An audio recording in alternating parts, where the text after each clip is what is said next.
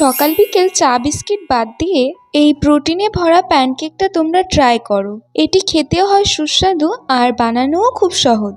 একটা বাটির মধ্যে প্রথমে 1 কাপ সুজি আর 1 কাপ ওটস নিয়ে নিয়েছি। তারপর 1 কাপ দই দিয়ে ভালো করে মেখে নিয়েছি আর একটু জল দিয়ে ভালো করে মিক্স করে এটাকে 15 মিনিটের জন্য ঢেকে রেখে দিতে হবে। তারপর আমি এখানে আমার পছন্দের কিছু সবজি কেটে নিচ্ছি।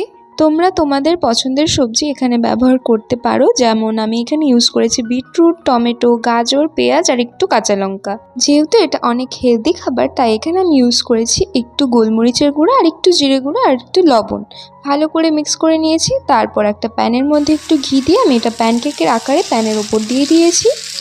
এটাকে ভালো করে কুক করে নিতে হবে। প্যানকেকের দুপাশটাকে ভালো করে কুক করে নিতে হবে। আমি মন থেকে রেকমেন্ড করব, যারা ওয়েট লস করছো বা বাচ্চাদের টিফিন নিয়ে চিন্তায় থাকো, একবার এই প্যানকেকটা ট্রাই করো। সকলের মুডটা একদম ভালো হয়ে যাবে।